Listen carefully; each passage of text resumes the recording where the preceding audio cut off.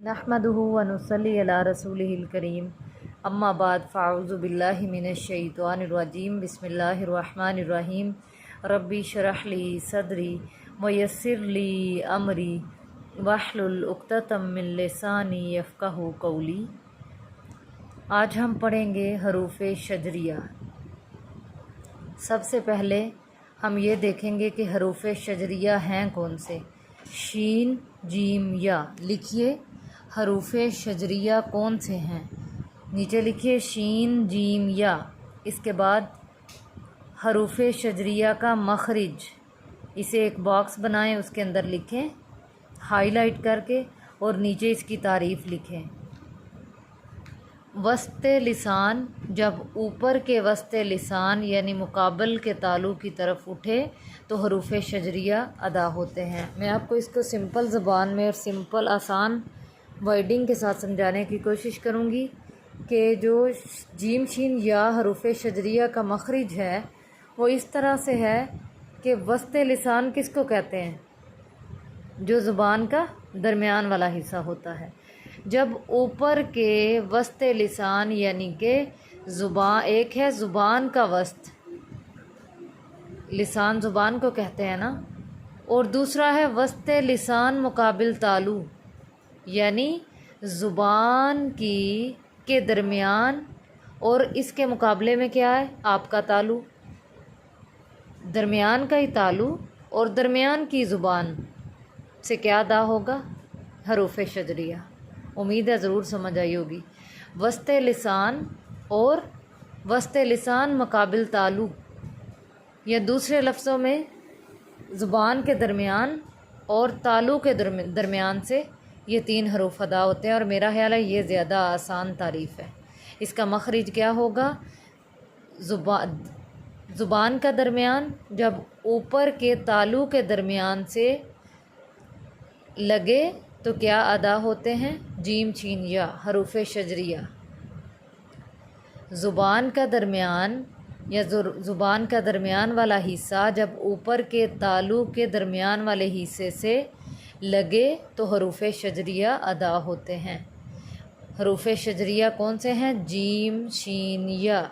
پھر سے جیم، شین، یا، جیم، شین، یا، سیم ایک ہی جگہ سے یہ تینوں حرف ادا ہو رہے ہیں۔ آپ پریکٹس کر کے پھر جو ہے اپنے آپ کو مطمئن کیجئے کہ واقعی ہی ادھر سے ہی ادا ہو رہے ہیں۔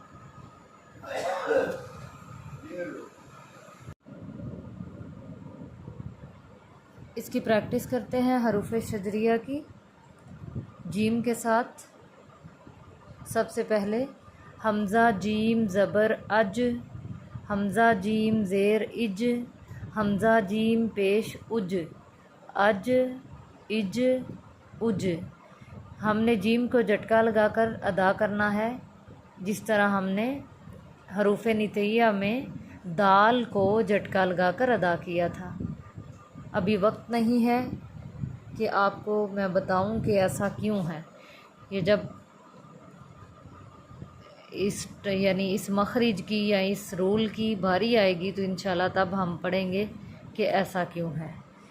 اور حروف شجریہ میں جیم کی ادائیگی کسی لفظ میں اس طرح سے ہوگی جیسا کہ قرآن کا ہی لفظ ہے یجعل، یجعل، یجعل۔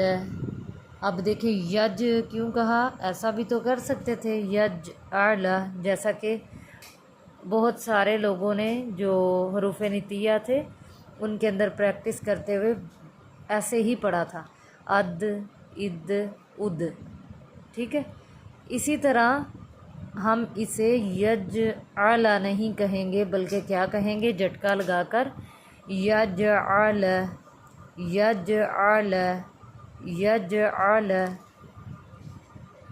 اللہ تعالیٰ آپ سب کے لیے آسان بنائے اس کا پڑھنا، سیکھنا، اور اس کی پریکٹس کریں زیادہ سے زیادہ، اور جب تلاوت کریں دن میں کسی بھی حصے میں تو آپ فوکس کرتے ہوئے ان حروف کو جو آپ پڑھ چکے ہیں ان کی ادائیگی اسی طرح کریں۔ زبر کو زبر پڑھیں، زیر کو زیر پڑھیں، جہاں جھٹکا لگانا ہے جھٹکا لگائیں، جہاں نہیں لگانا نہ لگائیں، اور اس کے ساتھ جو ابھی تک آپ نے پڑھا ہے کم از کم ان حروف کو آپ نے صحیح طریقے سے ادا کرنا ہے۔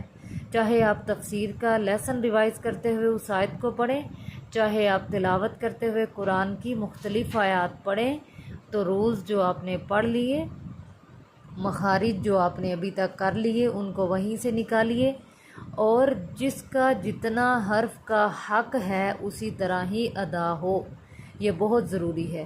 ابھی تک بہت کم اسباق ہم نے کیے جن میں سے تھوڑا کر لیں، لیکن جب پریکٹس کریں تو اچھی سی پریکٹس کریں۔ ایک تو پریکٹس یہ ہے نا، جیسے کہ یجعل یا پھر اج اج اج اد اد اد، ایک ہے کہ آپ فار ایگزامپل آپ سورہ فاتحہ ہی کھول لیں، فاتحہ، آپ ایک ایک حرف کو اسی طرح ادا کریں، بسم اللہ الرحمن الرحیم سے لے کر اینڈ تک، کہ جس طرح آپ نے ابھی کیا ہے، یعنی ابھی کیا ہے مطلب جو آپ نے ابھی تک مخرج پڑھے ہیں آپ کو اسی طرح ادا کرنا چاہیے جس طرح کہ آپ نے پریکٹس کی، مشق کی۔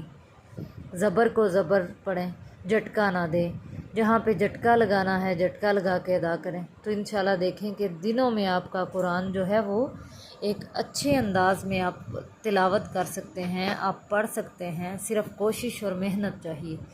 تو اس کے لیے کیا کرنا ہے؟ اللہ تعالیٰ سے مدد مانگنی ہے کہ اللہ تعالیٰ میرا یہ کام میرے لیے آسان کر دیں۔ سبحانک اللہم وبحمدک اشہد ان لا الہ الا انت استغفرک واتوب الیک۔ السلام علیکم ورحمۃ اللہ وبرکاتہ۔